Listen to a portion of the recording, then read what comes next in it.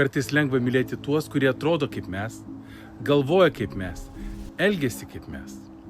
Bet tikroji meilė pasirodo tada, kai priimame žmogų, kuris yra kitoks. Apaštalas Paulius rašė: todėl priimkite vienas kitą, kaip ir Kristus jūs priėmė į Dievo šlovę. Jis priėmė mus ne todėl, kad buvome verti, bet todėl, kad mus mylėjo. Priimti vienas kitą nereiškia sutikti su viskuo, ką tas žmogus daro. Tai reiškia matyti jame Dievo paveikslą. Kai žiūri į žmogų, su kuriuo sunku susitarti, prisimink: Kristus mirė ir už jį.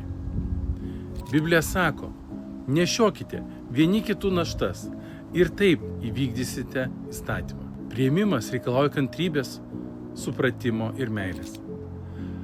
Apaštalas Petras rašė: visų pirma, karštai mylėkite vienas kitą, nes meilė uždengia gausybę nuodėmių. Bažnyčia turėtų būti ta vieta, kur skirtingi žmonės mokosi mylėti. Vietoj pasmerkimo – malonė, vietoj atstumimo – apkabinimas. Ir vietoj žodžių tu netoks kaip mes, geriau ištarti: džiaugiamės, kad esi čia. Galbūt šiandien Dievas nori tau priminti: kaip Jis tave priėmė, taip ir tu priimk kitus.